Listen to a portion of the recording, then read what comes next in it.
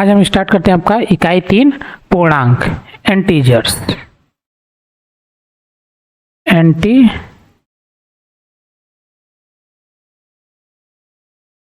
एंटीजर्स ठीक है। इसमें क्या क्या पढ़ना, देखिए पूर्णांक क्या होता है, पूर्णांकों का निरपेक्ष मान कैसे निकालेंगे, पूर्णांकों की मूल संक्रियाओं के प्रगुण क्या क्या होते हैं, मतलब जब आपका साचर नियम, क्रम विनिमय, वितरण, ये सारे जो नियम है उसको देखेंगे।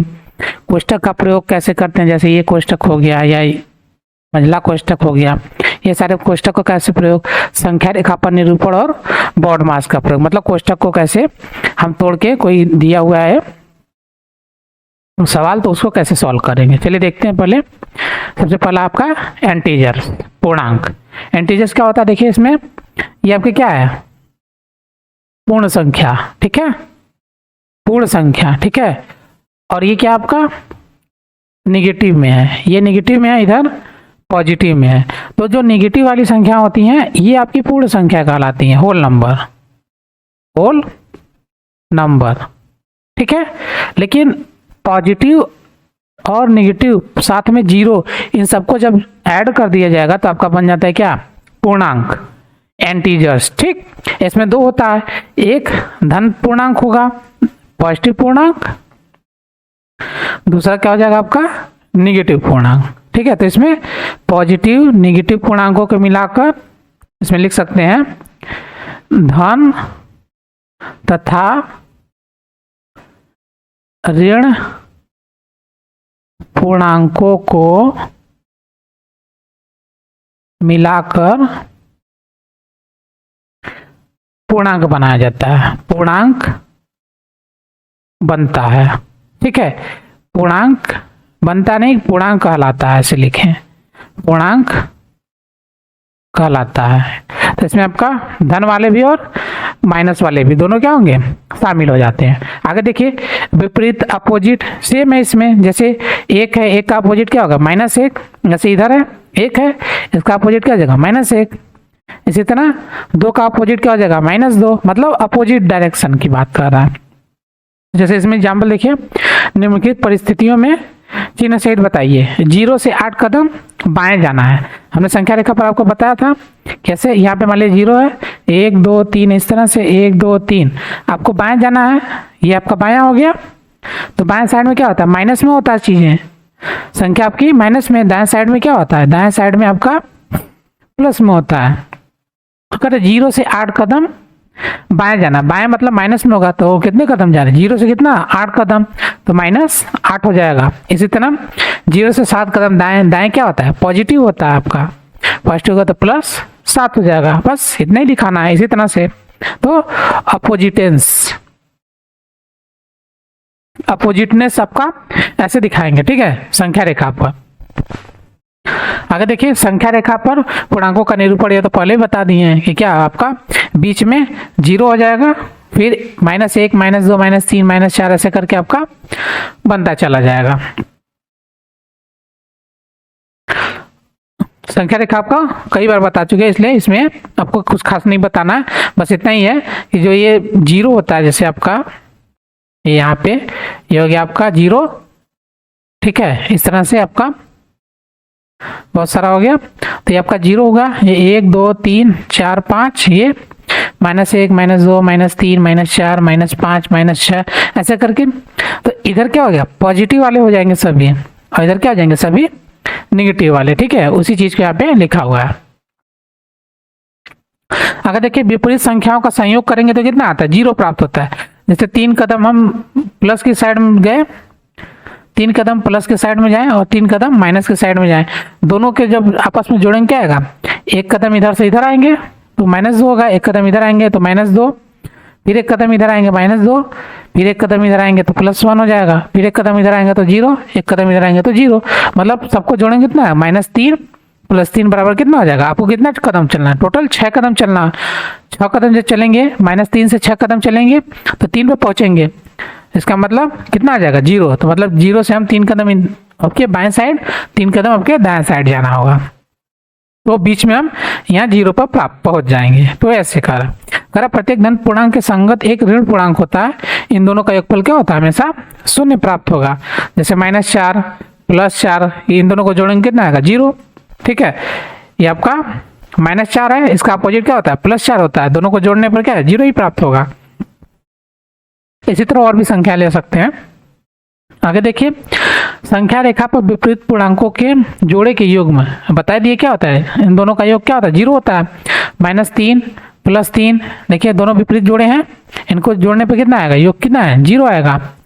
आगे, प्रत्येक धन पूर्णांक की संगतता एक ऐसे ऋण पूर्णांक से जिसकी शून्य से वही दूरी होती है जो धन पूर्णांक से शून्य की होती है परंतु विपरीत दिशा। देखिए यहाँ पर जो दूरी है 0 से दूरी 3 कदम इधर है दाएं साइड में, तो 3 कदम बाएं साइड में है। ठीक है, तो मतलब 0 से जो दूरी होती है दोनों साइड में, और संगत जब हो, जैसे आप एक साइड में 3 ले रहे हैं तो दूसरे साइड में जब -3 लेंगे तो ये क्या होगा आपका संगत कहलाएगा। ये +3 कर देते हैं क्योंकि प्लस में इधर दिखा रहे हैं इसलिए। ठीक है, पूर्णांकों की बात हो रही है। तो हम संगत की जब लेंगे तो 0 से दोनों की जो दूरी होती है वो निश्चित होती है। 3 कदम हम बाएं साइड में जाएंगे और इधर 3 कदम दाएं साइड में जाएंगे तो हम क्या मिलेंगे +3 और -3 के पास पहुंचेंगे। इसमें यही बता रहा है। ठीक है, लेकिन क्या होती है दिशा विपरीत होती है। इसमें देख लीजिए दिशा क्या है, आप यहाँ पे हैं तो एक डायरेक्शन में, दूसरा क्या है उसके अपोजिट डायरेक्शन में है। ठीक, तो इसमें भी बता दिया अपोजिटनेस का जो है साइन कैसे होता है। अगर देखिए, संख्या रेखा पर विपरीत पूर्णांकों के जोड़े के योग में, देखिए पूर्णांक क्या होता है, पूर्णांक का बता दिए 0 1 2 3 4 ऐसे करके माइनस में भी हमको काउंट करना होता है। ठीक है, तो इसमें जो माइनस में दे रखा है ये भी काउंट होता है। संख्याएं धन पूर्णांक होंगी और माइनस वाली क्या होंगी ऋण पूर्णांक। शून्य सहित सभी धन ऋण पूर्णांक सब क्या होंगे, सभी एक साथ सबके सब क्या कहलाएंगे पूर्णांक कहलाएंगे। मतलब इसमें क्या देखिए 0 भी सम्मिलित है। ठीक है, तो 0 को भी शामिल कर लिया जाता है। आगे, योगात्मक प्रतिलोम। योगात्मक प्रतिलोम मतलब ऐसा संख्या हो जिसको जोड़ने पर क्या हो कोई फर्क ना पड़े। तो 0 में 0 जोड़ दिया तो क्या होगा, कोई फर्क नहीं पड़ेगा, उत्तर क्या 0 आएगा। 1 में 0 जोड़ेंगे तो क्या आएगा, सेम 0 ही आएगा। इसको योगात्मक प्रतिलोम भी बोल सकते हैं या इसको योगात्मक तत्समक भी बोलते हैं। योगात्मक प्रतिलोम या योगात्मक तत्समक, दोनों का मान कितना है सेम ही है। क्या होता है 0। मतलब इसको लिखने से हमारा संख्या के मान में कोई परिवर्तन नहीं होता है। ठीक है, तत्समक। चलिए आगे, पूर्णांकों की तुलना कैसे करते हैं। पूर्णांकों की तुलना, प्रत्येक धन पूर्णांक समस्त ऋण पूर्णांकों से क्या होता है बड़ा होता है।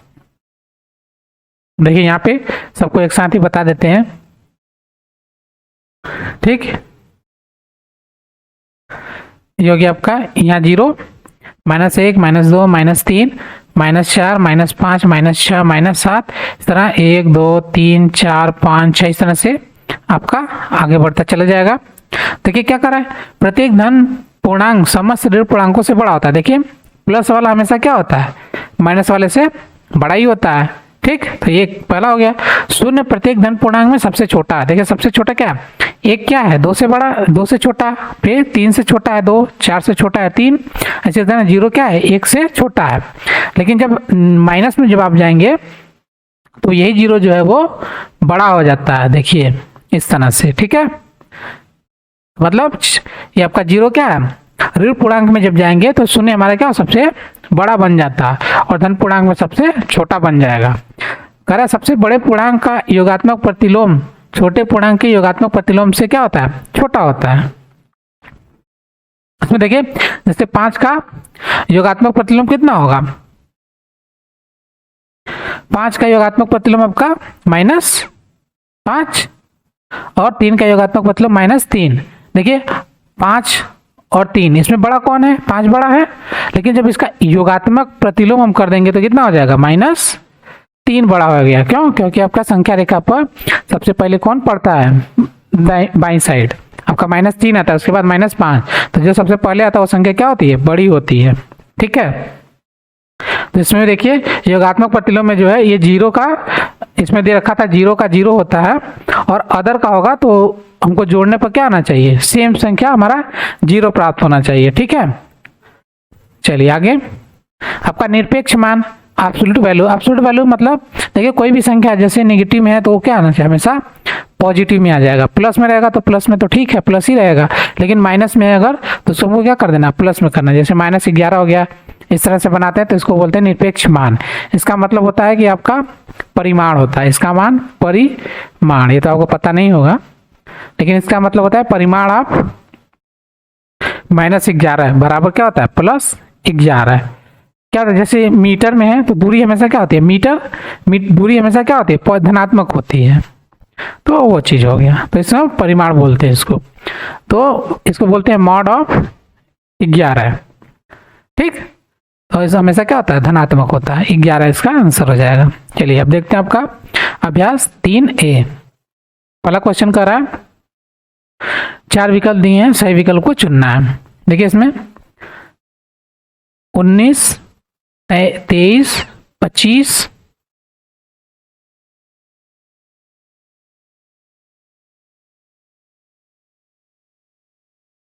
ठीक है, तो ये हो गया आपका 19, फिर 23, फिर 25, फिर 29, -29, -25, -23, -19। ठीक है, देखिए 7, 11, 13, 17, -17, फिर -17 के बाद कितना आ जाएगा, फिर इधर देखिए -11, -13, -7, देखिए बचा क्या, 25 की जगह पे -25 आया, -25 का वैल्यू कितना -13, तो -13 आंसर। इसी तरह से इधर देखिए जो खाली जगह है, आपका खाली जगह क्या -31 का है, तो -31 कहाँ गया, देखिए -7 है, 25 है, फिर 7 है, तो सेम संख्या आ रही हैं। ठीक है, -7 का 5, 7 का भी 5 आ रहा है, -25 का 8, -13 का 11, 31 का 14 आया, तो -31 का क्या आएगा, ये भी 14 ही आएगा। ठीक है, तो ये आपका 14 आंसर हो जाएगा।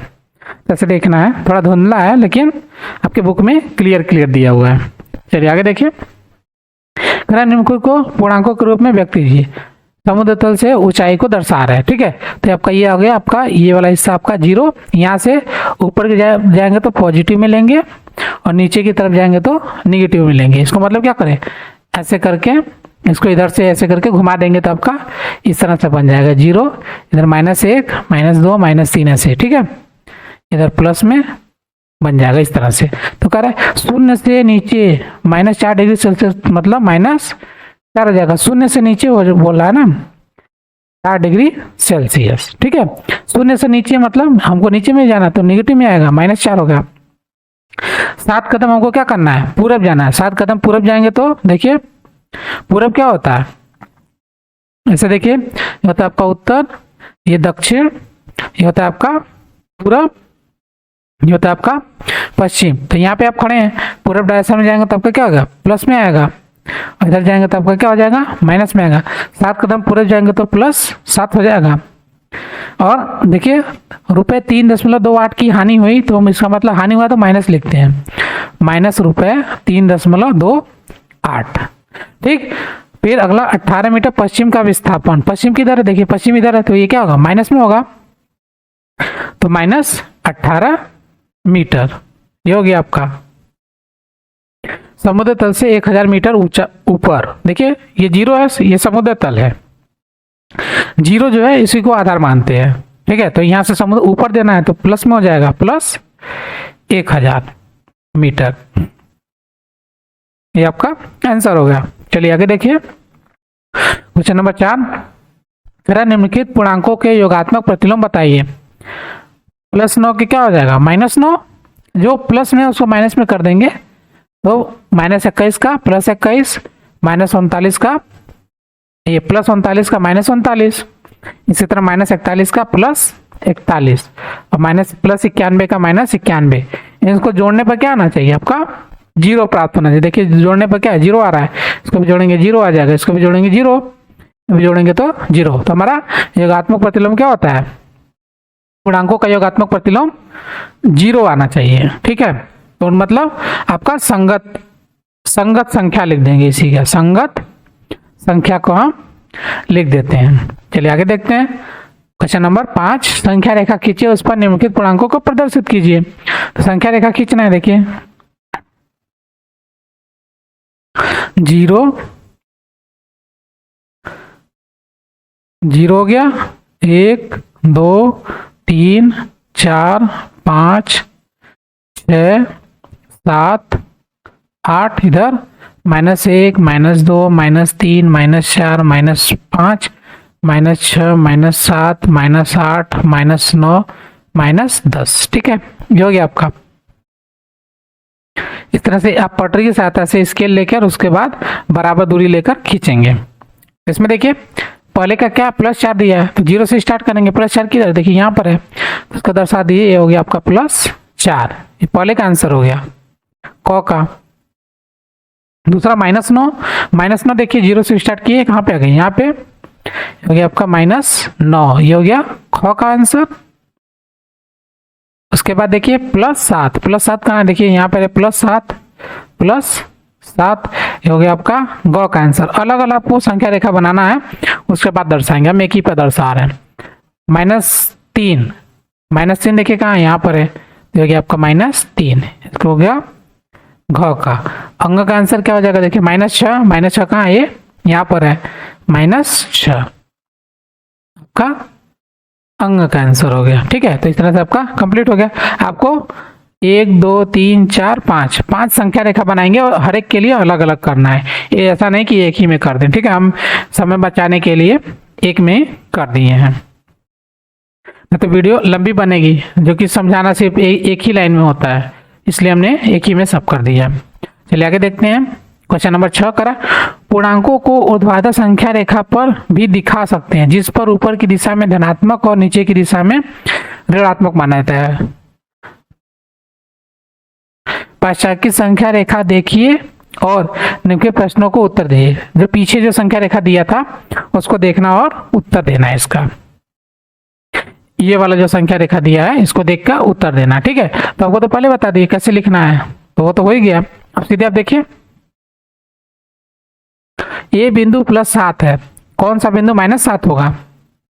देखिए ये आपका संख्या रेखा हो गया, इसमें करा ये बिंदु +7 है, ये क्या है, बिंदु +7 है, तो कौन सा बिंदु -7 है, देखिए इधर आपका हो गया 1, 2, 3, 4, 5, 6 और 7 हो गया। ऐसे तो इधर -1, -2, -3, -4, -5, -6, -7, तो -7 कौन सा बिंदु हो गया आपका, ई हो जाएगा। ठीक, इसलिए बिंदु बी किस पूर्णांक को निरूपित करता है, बिंदु बी कहाँ है, देखिए -3 को दर्शा रहा है। बिंदु बी का विपरीत क्या है, बिंदु -3 का +3 हो जाता है, +3 क्या कौन सा है, सी है, तो आपका बिंदु सी हो गया। और बकरा बिंदु डी, पे और यल से निरूपित पूर्णांक, बिंदु डी क्या है, देखिए 5 है, तब का +5, के देखिए के कहाँ है, यहाँ पे -5 और लास्ट में यल आपका कितना है, 6 है, तो यल आपका +6 हो जाएगा। लास्ट में देखिए बिंदुओं डी के और यल के विपरीत, डी का विपरीत -5, के का विपरीत +5 हो जाएगा और एल का विपरीत -6 हो जाएगा। ये आपका आंसर हो जाएगा, विपरीत पूछ लिया। चलिए आगे क्वेश्चन नंबर 7 करा, निम्न के बीच के सभी पूर्णांक बताइए। -2 + 3 के बीच में कितना, देखिए कैसे लिखेंगे इसको, एक साथ ही हम लिख देते हैं, संख्या रेखा बना के सिंपल, इसी में से देख के एक एक करके लिख देंगे बारी बारी से।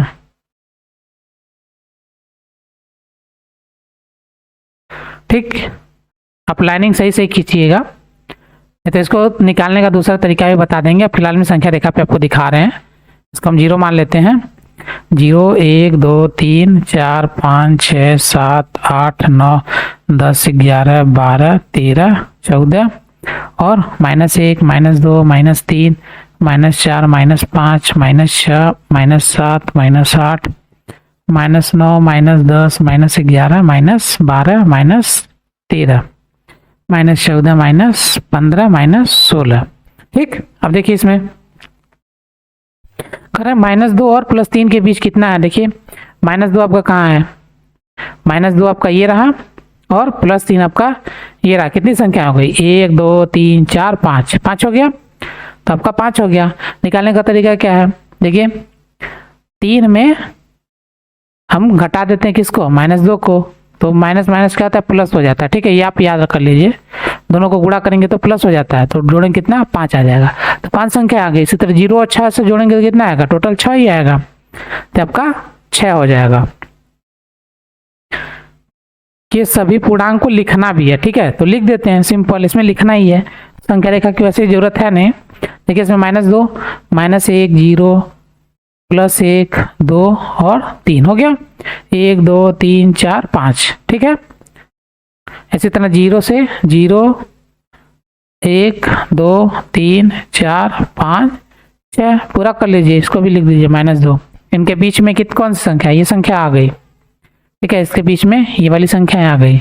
इसी तरह -4, -4, -3, -2, -1, 0, 1 2 3 4, इनके बीच में ये संख्याएं आ गई। इसी तरह इसके बीच में -5, -4, -3, -2, -1, 0, +1 2 3 4 5, +2 तक ही है, आपको ज़्यादा नहीं जाना था, +2 तक ही रहने देते हैं, ठीक। कितनी संख्या हो गई, देखिए यहाँ से लेके यहाँ तक हो गया। इसी तरह माइनस से इसमें -3, -2, -1, 0, +1, +2, +3, +4, +5, कितना हो गया, ये हो गया बीच में, ठीक है, बीच की संख्या है। इसी तरह -8, -7, -6, -5, -4, -3, -2, -1, फिर 0, 1 2 3 और 4 के बीच में कितना हो गया, ये हो गया, ठीक। तो सबका ये आंसर हो गया। संख्या रेखा की जरूरत वैसे नहीं थी, लेकिन आपको देखना हो तो आप यहाँ से ऐसे करके लिख सकते हैं, 0 से स्टार्ट करके, ठीक है। चलिए आगे क्वेश्चन नंबर 8, निम्नलिखित संख्या रेखा देखिए, इसकी सहायता से पूर्णांकों को आरोही क्रम में लिखिए। निम्नलिखित पूर्णांकों के जोड़े के बीच के पूर्णांकों को आरोही क्रम, बढ़ते हुए क्रम में लिखिए। 2 और 5, तो इसमें देखने की क्या जरूरत है, 2 और 5 है, इसके बीच में कितना आता है, 3 4, ठीक हो गया। इसे लिखना है तो 2 3 4 5 ऐसे करके, लेकिन आपको बस बीच में लिखना है तो 3 और 4 हो गया। बढ़ते हुए क्रम में ऐसे चेन, -4 और 0, देखिए -4, -3, -2, -1 होता है और फिर 0, तो बढ़ते हुए क्रम में देखिए ये लिख दिया हमने, क्या होगा, लग गया चिन्ह, सही कर लेते हैं इसको। 0 आपका बड़ा होता है, ठीक है। तो अब आपको 0 हटाना तो हटा दीजिए, बीच का कह रहा है। इसी तरह 8 में 8 और में 3 में 8 और 3 के बीच में करेंगे तो क्या आ जाएगा आपका, देखिए आपका 4 5 6 7 बड़ा हो जाएगा इस तरह से। और फिर अगला 0 और 4 के बीच में 1 2 3 और 4 हो गया, तो इनके बीच में हो गया ये संख्या है, ठीक। फिर इसके बीच में हो जाएगा तो कौन सा, -5, -4 बड़ा होगा, -3 बड़ा होगा, -2 उससे बड़ा, -1 उससे बड़ा, तो -2 तक ही करना है तो हमको यहाँ से लेके यहाँ तक लिख लेंगे, ठीक है। इस तरह से लास्ट आपको बचा -1 और 4, तो -1 हो जाएगा आपका, फिर 0, फिर 1 2 3 और 4, इस तरह से कर लेंगे, आपका ये आंसर हो जाएगा, ठीक है। चलिए अगला क्वेश्चन नंबर 9 करें। निम्नलिखित के मान बताइए। देखिए हमने बताया था ना, जब मॉड लग जाता है इसको बोलते हैं मॉडुलस मॉड, तो इसका वैल्यू क्या था, हमेशा धनात्मक होता है, इसका आंसर रहेगा +13। इस तरह 12 है प्लस में तो प्लस ही 12 रहेगा, माइनस में तो इसको भी कर देंगे प्लस में 37, 0 तो 0 ही रहेगा, -47 है तो +47 हो जाएगा। इसी तरह 101 है तो इसका मान प्लस में 101 हो जाएगा, ठीक, ज़्यादा कुछ नहीं है इसमें। अगला क्वेश्चन नंबर 10 कर आपने सत्य और असत्य को पहचानिए। सबसे छोटा पूर्णांक क्या है, 0 है, सबसे छोटा पूर्णांक आपका 0 है। देखिए पूर्णांक की बात कर रहा है तो ये क्या है, असत्य है, सबसे छोटा पूर्णांक 0 आपका नहीं है। अगला देखिए ख, 0 का विपरीत नहीं होता है, क्या ये सत्य है, 0 का कोई विपरीत नहीं है, -0 तो होता नहीं है, सिर्फ क्या होता है 0 होता है। तो -17 बड़ा है -5 से, तो ये क्या है, ये आपका असत्य है। क्यों, देखिए -5 के बाद कितना आता है, -17 आता है, तो जो सबसे पहले आता है वो संख्या क्या होती है, बड़ी होती है। तो 17 -17 हमेशा क्या होता है, बाद में आता है, तो संख्या क्या होगी, छोटी होगी, माइनस में। प्लस में अगर होता तो क्या होता, 17 बड़ा हो जाता। अगला, एक धनात्मक पूर्णांक अपने योगात्मक प्रतिलोम से क्या होता है, बड़ा होता है, एक धनात्मक पूर्णांक अपने योगात्मक प्रतिलोम से बड़ा होता है, ये सत्य है। जैसे 5 है, धनात्मक पूर्णांक है, इसका योगात्मक पूर्णांक -5 हो जाएगा, तो क्या है, ये बड़ा ही है ना, तो ये बड़ा होगा। ठीक, वही कह रहा है। एक ऋणात्मक पूर्णांक अपने योगात्मक प्रतिलोम से क्या होता है, बड़ा होता है। देखिए -5 हो गया, +5 हो गया, क्या कह रहा है, एक ऋणात्मक पूर्णांक जो है अपने योगात्मक प्रतिलोम से क्या होता है, बड़ा होता है। ये क्या असत्य हो गया, असत्य। ठीक, ये वाला क्या सत्य था, इसके नीचे असत्य। अगला 0 एक पूर्णांक नहीं है, ये क्या है, ये भी असत्य है। 0 क्या एक पूर्णांक तो है, और सबसे बड़ा ऋण पूर्णांक है, ऋण भी नहीं है, मतलब सिर्फ एक पूर्णांक है, ऐसा ही कह सकते हैं। चलिए आगे आपका अगला टॉपिक स्टार्ट होता है पूर्णांकों पर संक्रियाएं, इसको देखेंगे आपका नेक्स्ट वीडियो में। हमारे चैनल पर वीडियो देखने के लिए धन्यवाद। ऐसे ही और वीडियो देखने के लिए प्लीज हमारे चैनल को लाइक, सब्सक्राइब करें और बेल आइकन को प्रेस करें, जिससे हमारी हर वीडियो की नोटिफिकेशन आप तक पहुंचे। वीडियो को अपने दोस्तों को भी शेयर करें। धन्यवाद।